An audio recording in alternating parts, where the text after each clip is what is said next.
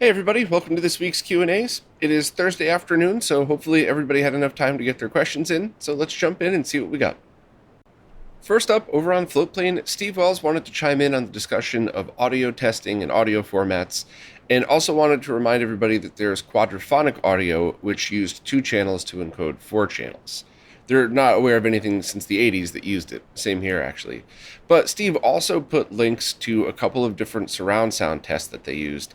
And in fact, a lot of people had sent me those over the past week. So I'm going to put links to that in the description for anything that's already available. And I'm probably going to be using most of these.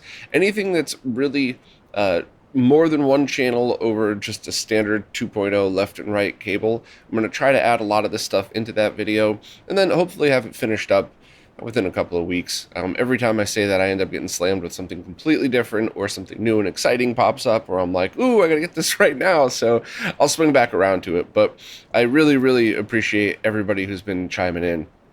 Also, Steve wants to know, was my motorbike a 90s Kawasaki by any chance? They had a GPZ 500 that had the same second gear problem.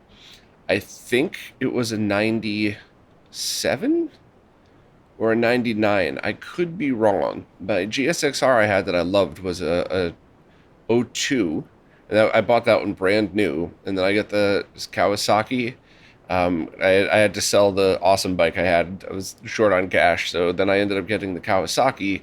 And then I think I ended up getting an older R1 as well. But I can't remember which one was the oldest one. But yeah, it actually sounds like I think it is the late 90s, so that's pretty funny. That really was an ongoing issue with those motorcycles. Next up, Marco Vizzini wants to know a little bit about making custom SCART to Framemeister cables and how sync strippers play into that.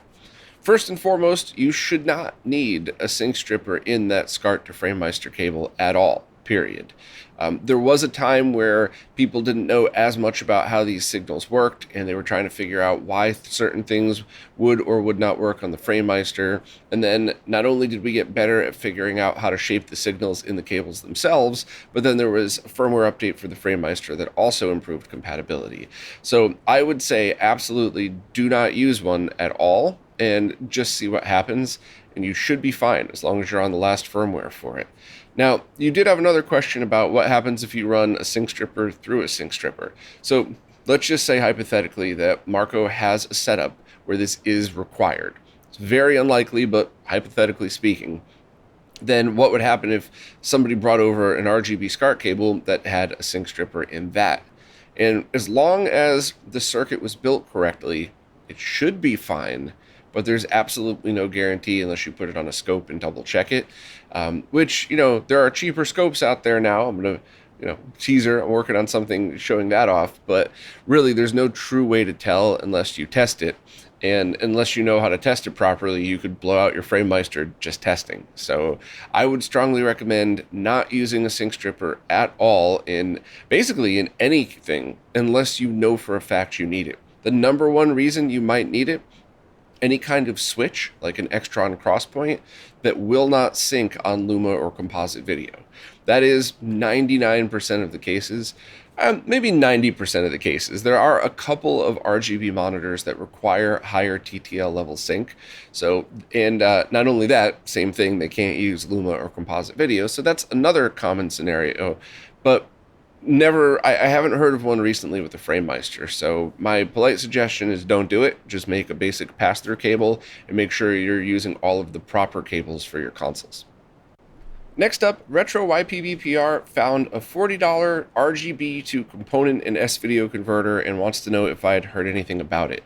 I have not seen this one before, although it seems to take either RGB-S via RCA or a SCART cable and convert that to either component video or S-video, and I'm not really sure if it's safe to use both outputs at the same time. I would have to look at the circuit, but it looks like that same developer from China that makes the tiny little boards and then has a bigger board that mounts to, so you basically he'll make a run of production of simple circuits and then add that to whatever devices he wants. I haven't spoken with him directly. I've spoken with him through other people, and he seemed cool, seemed open to feedback, didn't seem like I hate to sound negative, but very often you'll run into developers where you ask questions, make a suggestion, and they're like, "Who are you to talk to me that way?" And it was the opposite. He seemed very cool and wanted to know, more about how we were using these things and had some suggestions. So it's also similar to a lot of the other circuits that I've seen. So while I have not tested this one, it might be worth a try. There are a few things that you might need to worry about, and without a scope, it would be very hard to tell for sure what it's doing and what it would be compatible with. So, is it a clone?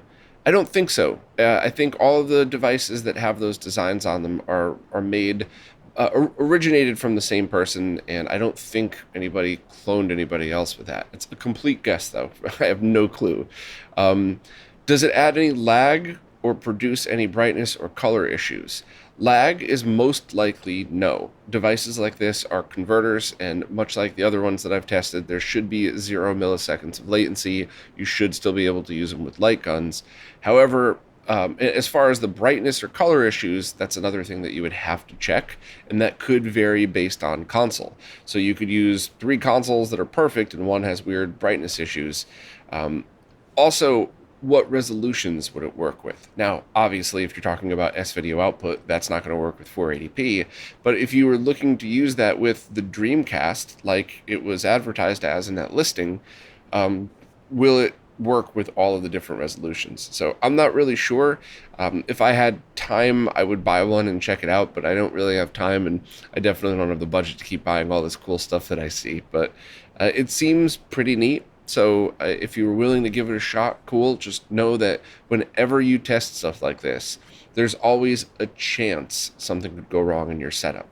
Probably not likely for something like this, but I have to give that warning. And I would give that warning about any product that we didn't have scope measurements for, just because, analog video signals are weird sometimes. Second, they're interested to try that Genesis Model 1 mod that I talked about in the roundup. Are the boards available for purchase? Nope, that project was just completely open source and handed out to the community. There were a few people that were also taking a look at it and seeing if you could accomplish the same thing with slightly different methods. And it seemed, now this is seemed, only a few people have tested this, that on certain motherboard revisions, Genesis, you could kind of do the same thing on the board itself, on the motherboard, without using an external device, and you would just have to cut some traces and run some shielded cables, but not all motherboard revisions, whereas this one should be working with all Model 1 revs. Obviously, some are going to produce less noise than others, just because inherent to how those boards are built. But I'm just kind of letting the community deal with this one, and if a permanent or if a solid solution is figured out, then and maybe this is the solid solution, then hopefully somebody will throw them up for sale. But if you'd like to make your own, the files are right in that post, which I'll link here, and hopefully it's not too hard to assemble. Basically, if you have the ability to solder to these tiny little pins that you're going to need to solder to and lift a VDP pin, then you should be able to hand bake these.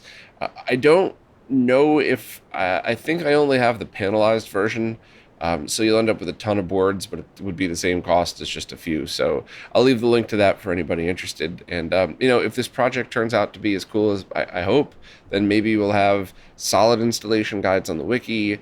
Maybe this is the board we use, or maybe somebody's going to come up with a more creative way to figure this out. I don't know. I love seeing what the community comes up with, and that's kind of the beauty of open source, right? We put a bunch of time into this. I put a bunch of time myself into the testing, but if somebody comes out with a better idea, that's awesome. It's open source. Hopefully this doesn't sound shitty, but it's like I didn't invest a ton of money into buying boards and stocking them. So now it gives the community time to check it themselves and see if there's a slightly better way to accomplish it. So I kind of love having that pressure taken off of my shoulders for this one, but I'll leave a link for anybody interested. Tony Escobar has an original Analogue NT and can't seem to get a signal out of it. Now, the original Analogue NT was not the FPGA-based version like the Mini. That was a reverse-engineered NES motherboard that either had Tim Worthington's NES RGB kit integrated in, or Kevin's high-def NES kit. And Tony said there's no HDMI connection, so it's got to be the one with Tim's circuit built in. And that should work without much issue. Now, there are a pinout thing that you would have to worry about, because I believe those use the same D-sub output that the other analog NTs, even the minis, outputted. I believe it's the same pinout as the DAC. Could be wrong about that. So you would need to make sure that you got a cable that's correct. You said you purchased one from Retro Access and got a little bit of signal to come through, but it was incredibly distorted. So it sounds like you need one that's wired directly for analog cables. RetroAccess makes those, so it could have just been a communication thing. Maybe you just said VGA to SCART and not specifically for analog. You could try, I believe you could just use a VGA cable and use something like an HD15 to SCART, which is just a passive adapter that would allow you to connect it to your Tink 5X. Although I haven't tried that with analog products in a long time, and I completely forgot if that's a thing. You could get a VGA to 5BNC cable, not a VGA to 4BNC cable, and either connect that directly to an RGB monitor, or then just get a BNC to SCART cable to plug into your RetroTink 5X, which, now you're buying a lot of stuff here, but unfortunately, that's just kind of how it goes with troubleshooting. And if that doesn't work, there might actually be something wrong with your original console. So my first suggestion would be, do you have any other way to test it other than the RetroTink 5X? And that direct into an RGB monitor would be the best. And the second suggestion would be, if not, do you have any other cables, or maybe you'd have to purchase the cables I'm talking about. So kind of follow up with those troubleshooting steps and let me know what you think. Hopefully it's just an easy cable issue and you're only going to be out a few bucks for an extra cable, but fingers crossed. Also, welcome, first time question, but Tony's been supporting for a better part of this year, so thank you very much, and hopefully I could do you right with this answer. Next, a couple of things from Oliver Clare. First, they were able to do a lot of updates to the Wiki post about sound capabilities from game consoles, which is now a really great resource, so I'll link to that. Thank you for your work, Oliver. Everybody please check that out if you're interested. And they also continue to talk about newer AVRs that might be able to handle both newer and older formats. And while I have not tested a single AVR that's 4K 120 compatible, the one that I have sitting right there is 4K 60 compatible and absolutely works with Dolby Atmos, DTS:X, and ProLogic 1 and 2, and original Dolby Surround. So I don't think that it's going to be a scenario, at least at the moment, where you need multiple devices. I think many receivers will probably do the same. However, I'm going to try my best to get these videos out. I think I want to do a video about just my surround sound setup, so it'll be just as laid back and silly as the room tour, and then I want to post this up, and that way I kind of have something to refer to. And then I think lastly I'll do the 2.0 channel audio video. And it always cracks me up when I say that, but I would wait till that video comes out, and then I'll tweet about it. Maybe you all could retweet, and we could pose the question to people, hey, will you check out your receiver, get us the exact model number, build date, and firmware, and see if it's compatible with Atmos and the older formats, and have people run the tests, and maybe we could have a second wiki page if it's something that's relevant. Now, if every single person that tests says, yes, it works, you just have to manually set the receiver to Dolby Surround, then it's probably not worth having a page on the wiki, or only having a page of receivers that are not compatible. But if people start to come back and they say, no, I pushed all the buttons, I tried every mode, and I can't get older formats working, then we really would need to archive that info. But in my very limited test case so far, it seems that if you just leave it to stereo, it won't work. However, if you just press the button to select audio format, then it will on older and newer formats. And then it wouldn't be automatic. I don't think it would even be possible to be automatic, but you should be able to not even, like if you have everything running through HDMI into one input, you wouldn't even have to change inputs. You could just change audio format when you change consoles. So that would be pretty cool. The other thing to look into then, were there any converters, maybe digital to analog converters, or anything out there that do the decoding that are older pieces of equipment? I have one of those sitting right here. It's a Sony, and no analog ins, but there are digital ins, which means if you're using left and right audio, a very cheap analog to digital audio converter. And analog to digital audio is way easier to get right than digital to analog. So something like that, which you could buy used, and then it would allow you to do something like get those formats in. And then a lot of AVRs now have direct RCA inputs so that you could just take the surround output that this DAC has and then put it into that. The other thing that we could do is see what chips are out there and see if maybe we could make an open source project out of this, which I would love to do, by the way, because there are a lot of good DACs that are under $500, and I think that we could probably do it for much cheaper than that, especially if it's an open source thing where people could hand make their own, make them in small batches. Because with all respect to companies that make this stuff, getting a consistent manufacturing run where all of them come out good requires a lot of testing and a lot more expensive of a large run, which is one of the reasons why good DACs are more expensive. Whereas if you have somebody making 10 at a time and you have a bunch of different versions to fit your needs, then it's probably way more likely that you could do it on a budget. So that's all speculation. We'll have to kind of swing back around to that when the time comes. But for now, I would say sit tight on the formats. Give me to the end of the year. I'm going to try real hard to start working on this like now. But we'll go from there and see what we could do about this, because I do think it's important. And I do think, just like a lot of other things, the industry, the TV and movie industry, just completely forgets about older formats and doesn't even care. So it hopefully is going to be an easy solution, but I think it's important that we get the info for anybody who has TV, movies, or video games with older sound formats to at least, even if every receiver on the planet still has it, you need to know how to enable it, which should just be as easy as pressing a button. But still, I'll make all that very clear in the video. Vert Penguin decided instead of building an arcade machine, they're going to build an RGB cart, which obviously this is all preference. It really depends on what your setup is like, but I obviously love both, so good call. But they have a few questions. First, they're using a SCART switch to switch between 5 RGB sources. They'd like to route the sound from the RGB output to an amp. How could they separate the audio on the SCART output? So you could have a custom SCART cable broken out where and I think manufacturers probably already have this as an option. I think Retro Access certainly does, but it would basically just be one end is a SCART connector with 2 RCA cables dangling off, and then the other end is a SCART connector but only contains the video signals. So that's certainly one way to do it. I believe the switch that you mentioned might have separate audio outputs on it, unless I looked up the wrong switch, but you would want to just double check that just in case. And the other thing that you could do is try to find SCART pass-through adapters that break out audio. So, SCART in, SCART out, and then you have the RCA connections on top.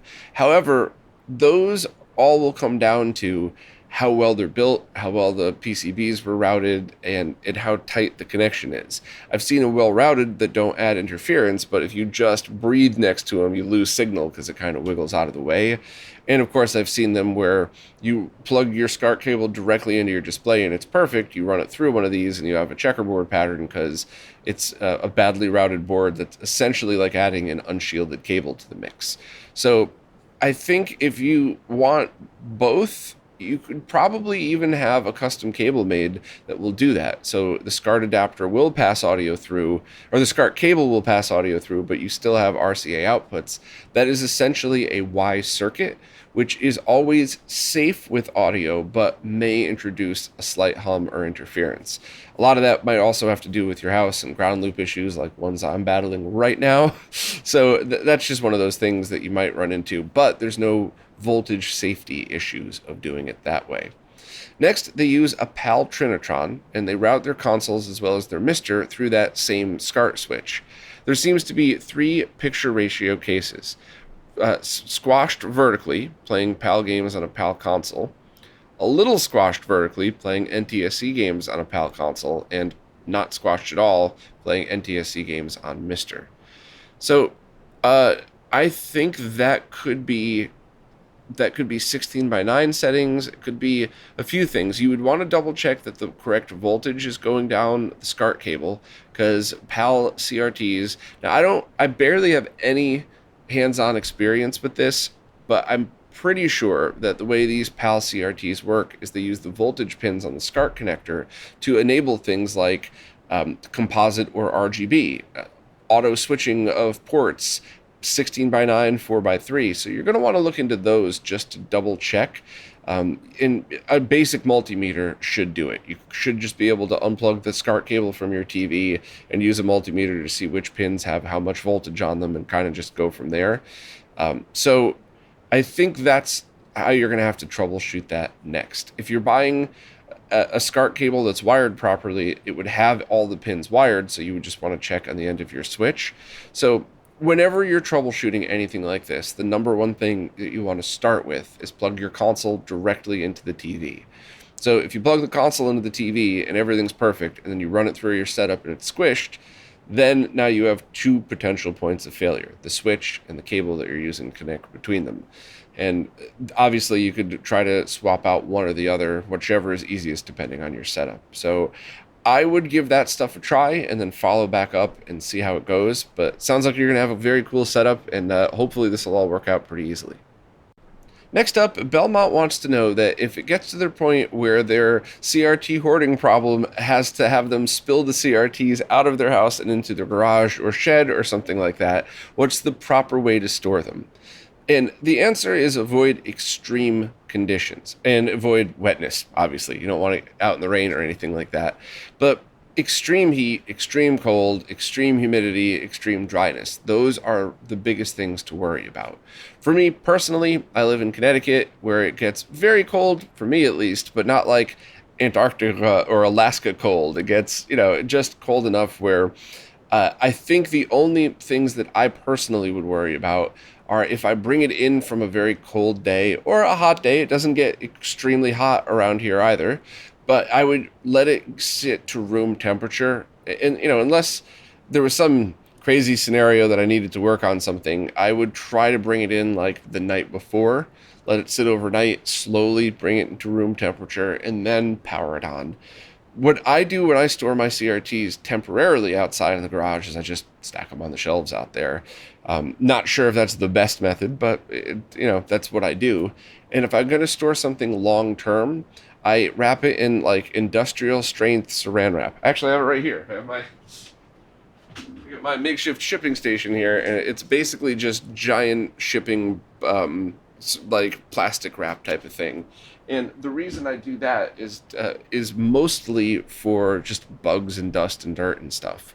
So, I'll put like a foam pad over the glass screen, then I'll wrap that on it, and then I'll just kind of wrap in all the directions. And that way I don't have to worry about bringing this thing in and all of a sudden, find out a spider laid eggs in there. And now I bring it in 6 months later and there's spiders all over the place, more so than there already are. So that's for long-term storage. I just make sure that it's nice and sealed and that the glass is protected so that when I walk by, I don't bump them together. And I've done that. I put two CRTs glass facing each other with some foam in the middle. And, sometimes you knock into it, but knock into it lightly, but the foam kind of takes the brunt of it. However, I removed the foam, took out one of the CRTs, and when I went to put it back, I forgot to put the foam, and I clunked it, and it kind of scratched one of the pieces of glass a little bit. Now, luckily, these were junk tubes that I was using for parts, so that wasn't heartbreaking, but if you have really nice CRTs, just, make sure that the glass doesn't get damaged. That's basically it. Now, you could always go to extremes if you wanted to. So if you had something like a D32 BVM that you paid $1 zillion for, but you needed to store it, then you might consider doing something like, putting it into a back room with a humidifier and a dehumidifier and a heat control just to make sure that it always stays. But I mean, that's kind of crazy, right? Even for a super expensive thing. It's kind of the same with cars too, right? If you really wanted to, you could have a bunch of beautiful classic cars and put them in a completely climate and humidity controlled garage, or you could leave it out in your garage and then, just do all the basic car maintenance. So it's really up to you how crazy you want to go. But my suggestions of don't let it hit extreme weather, bring it back to room temperature if it's been out in the cold or heat for a while. And obviously keep it out of direct sunlight, because that will, that could hurt plastics for all the reasons I always talk about. But hopefully those were some decent suggestions, and congrats on starting a cool CRT collection. Couple of questions from DW623 about batteries in cartridges that hold your game saves. First, should they worry about brands when it comes to replacing them because they've seen some talk online about how no-name brands could only last a year or so? And also, if they do end up finding a cheap batch of good branded ones, can they add the solder tabs to them if they don't already have them? And I do have a couple of opinions on this, but I think the quantity that you're replacing is really going to affect my answer. So let's just hypothetically say you have a handful of them that you want to change, 20 or under. I would strongly recommend going to console5.com. I'll leave links, buying the exact replacement that you need, or buying, if you're using console cartridges, not handhelds, you should be able to fit in the slotted versions. And I think you might even be able to fit them on some handhelds as well.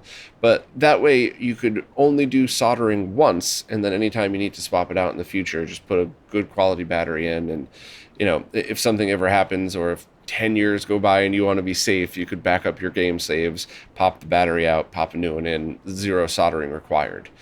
The only time that I would really suggest veering away from that is if you're talking about a really large quantity, or if for whatever reason you feel like you're going to need to swap it out more, which I don't know why or how, but you know, there's always a crazy use case. But basically, if you were like, oh, I have a collection with 500 cartridges that all have console battery, or that all have batteries in them, then you might want to look into how can you get a giant bag of whatever brand battery for cheaper and kind of go from there. But that's going to be a different conversation.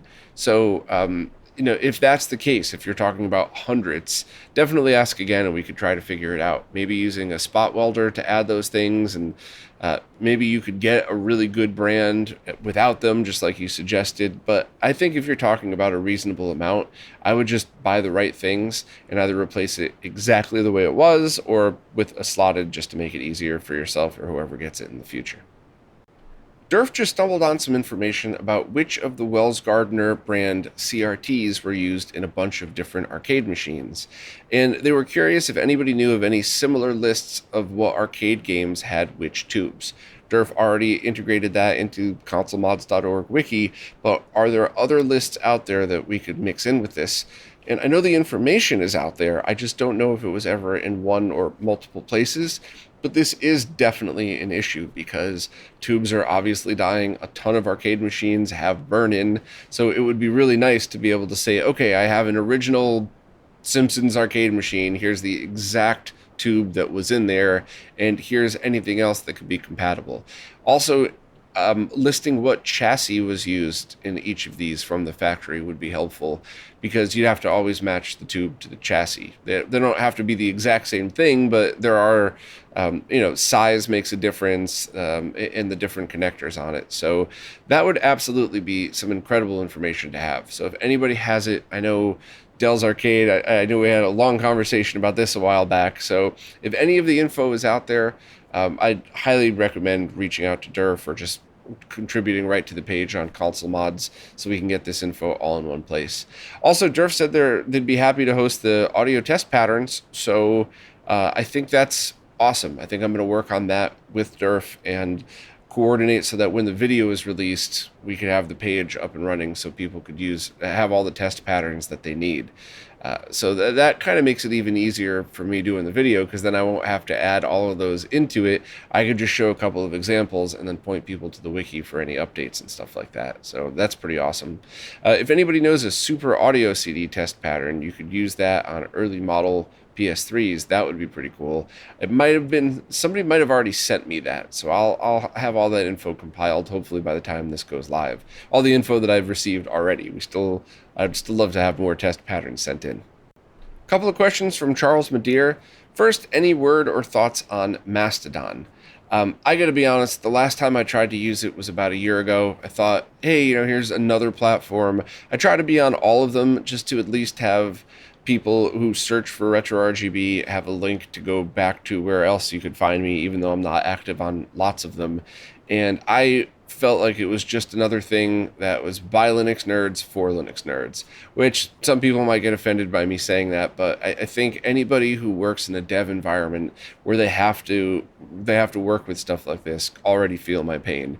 And that's on both sides. I totally sympathize with Linux command line devs that don't want to have to deal with user interfaces, but I'm also the middleman between the people that have to use these things that don't have all the knowledge. And I found it to be annoying, and I just don't want to use it. So if you all think I'm wrong, please let me know. Maybe it's changed. Maybe I just didn't follow the correct guide, but I got the impression that this was never designed to be a replacement for mainstream social media. I think it was just designed to do exactly what a couple of people needed it to do. And I do like the whole, I do like having things like Discord servers that you could join, that even though technically I have a Discord account, I'm only on the servers with the people that I want to hang out with, which kind of helps prevent a lot of spam and uselessness to it. So I like that idea.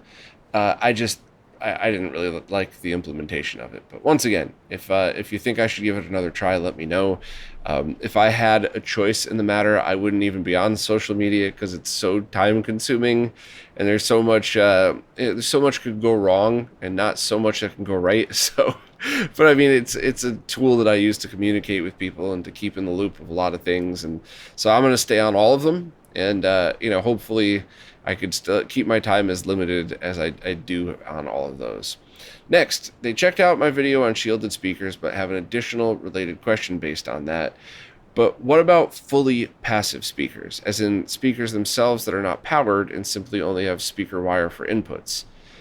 Same thing, makes zero difference. That's a good question. I should have mentioned that in the video, but it doesn't matter if the speaker is powered by itself or powered by an external amp. It's still the magnet on the back of it. And when you take a look at shielded speakers, like the ones I just purchased for the arcade machine that I have, that's the wrong size that I'm looking to get rid of, brand new speakers, 4-inch, same as Neo Geo cabs and Q Sound, I believe. But the back of those, where the magnet is, there's a metal cover over it, and that is the magnetic shielding. And that's why you can put those next to CRTs and not worry about it. It has nothing to do with the amp or self-powered. So, good question. I should have probably clarified that in the video, but hopefully I got you covered here. Couple of things from Jason Guffey. First, they started a project where they took an old DirecTV DVR box, gutted it, and added a GBS 8200 board with a VGA splitter, a VGA to HDMI, a whole bunch of other cool things in there. And they gutted those as well, so everything is mounted internally. And they were looking to wire it all up with one DC power supply, and kind of wanted to know if there's anything to worry about. So first and foremost, make sure that all of the voltages would match. So you can't have something that's supposed to be powered by 9 volts being powered by a 5-volt supply. Now, a lot of these devices do have tolerances, not all of them, but some, and some are very wide swings. Our computers that we used to build, the motherboards could handle between 12 and 20, I think it was actually between 8 and 24 volts DC powered. As long as it was consistent, it would work fine. So we ended up using 24 volt power supplies because they were a little bit more efficient. I don't think that's going to be the case for a lot of these cheaper converters, but maybe you look it up. Maybe on the bottom it might say 5 to 7 volts DC or something like that.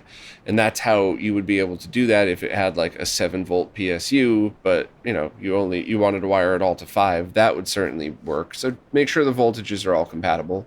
Make sure the total amperage is absolutely more than enough. So and remember with amps, it's your power supply. The amp rating can't ever really be too high because it's not sending amps down. It's sitting there waiting for your device to pull the amps from it. So that's why you could have something like, I'm going to make this up, but you could have a 5 volt, 200 amp power supply and completely safely use it with a 1 amp device. But if you have a 2 amp device and you have a 5 volt 1 amp power supply, it either wouldn't work at all or it would cause issues or some potential damage. So I would look at all of the power supplies that go with all of those things, add up the total amperage, and make sure that you have enough. And there's some exceptions, right? Like if the power requirements are written in the specs, then you could go by that, but always go a little more. So if you calculate that you need 6, Get a 8, 9, 10 amp PSU for it. Is there anything wrong with grounding all of their devices' power lines together at one spot? You'll know when you try it. It's one of those things where, from an electrical point of view, it should be safe. But if you plug in all of this stuff individually, which you should probably do a test run for that, right? Like have everything wired together, but just power it all off of their individual PSUs and see how it looks. Take some screenshots if possible. Take them in all of the likely places. I used Super Mario World's first level for the blue screen and stuff in that. And then wire them together and take the same exact test shots and see what happens. And if any interference is added, then you're going to have an issue and you might have to isolate which one is causing the problem. Same with audio. I would do a basic audio recording. If you have MD Fourier, that would be, or MD Fourier rated equipment, that would be the perfect way to do it, because then you could just take some recordings before and after. Same thing with multiple power supplies. You don't have to go crazy with MD Fourier with this. You could just do a recording, play them both back. I like to use the white Konami screens because there's a lot of hum in that anyway. And if it's a significant difference, then you might want to isolate that as well. Lastly, should they connect all of these grounding to the metal chassis? I don't know. That's a good one. I'm not sure. I think it would have to depend on a bunch of different factors, but I don't think it's necessary, as long, or at least to get it working. So that's something, if anybody else wants to chime in, that's a good question. Next, they have stereo audio going to the system and outputting to the various connections. What could I tell them about audio grounding in layman's terms? So you're probably going to get some hum. And that's the other reason why I really think you should do the before and after tests for audio and video, because, while all grounds are technically shared in some way or another, you're going to introduce some kind of interference by doing this. Whether it's actually, something you could hear with a human ear or not is another thing, but I would just do some basic isolation, like run the audio signal and ground separate from all the rest and connect them the same way you would anything else. So basically don't take the audio signal out of a couple of devices and then the ground separately to the main ground pin. Run the audio signal and ground together. And in fact, using RCA cables, even if you have to snip off the ends or something like that, then the ground wire will actually end up being the shielding around the main wire. So that could definitely come in handy as well. And if you get some buzz, that would be the first thing I would try. But yeah, I wouldn't go ground from audio to the same power grounds. I would run them separate, both for shielding and just some sort of separation. Even though ground is ground, the path that the signal takes will change the signal. Correct me if I'm wrong about that, but I'm almost 100% sure of that one. So yeah, I would just kind of take one step at a time with that. A couple more from Jason. They were looking into downscaling TV shows from HDMI to use on a 15 kilohertz CRT, and they were talking about using multiple devices or possibly using GBS control, and I would actually not use any of those. I would use the same stuff that I showed in the live stream a while back that turned into a full post. And basically it's because all of the shortcomings of downscaling video games don't apply for TV. So those cheap generic HDMI to composite, let's say, devices that you could find on Amazon, totally great for TV. And composite video is a totally great way to watch those things, and you kind of get the advantages of all of that stuff. I would recommend checking out the post. Now, if you wanted to, you could sit through the whole live stream, but I really like to sum those up in written form afterwards, so that way you don't have to sit through it. You could just kind of get the answers right there. I'm pretty sure it would be a better idea if I also cut down those live streams to like 10-minute videos, but I just don't have the time to do that. And while that would definitely be better for my algorithm and YouTube income, I do really want it archived in written form as well. And I think while that's not as good for my bottom line as it is as the other version, I do prefer that.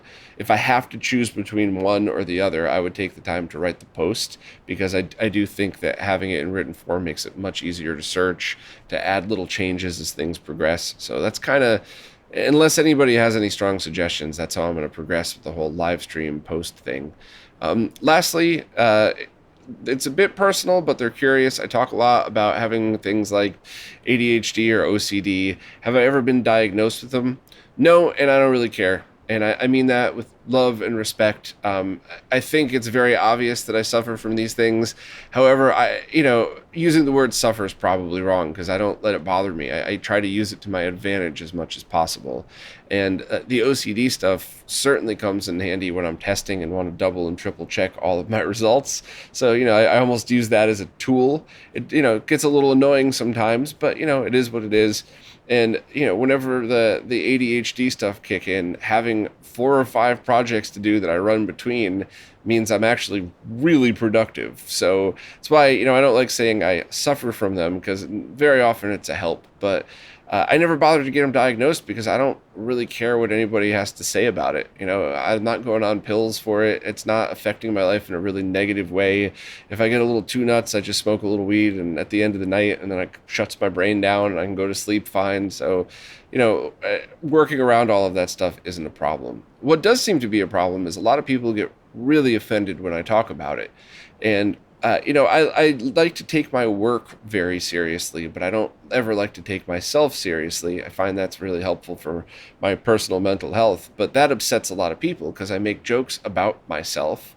And when I make jokes about like my OCD, people who suffer from way worse versions of it think that I'm making fun of them as well. And it's one of those things that I've always kind of been torn on, because on the one hand, I don't ever want to offend somebody by that. My intent was not to insult somebody else. But on the other hand, don't ever tell me I'm not allowed to laugh at myself. It's how I cope.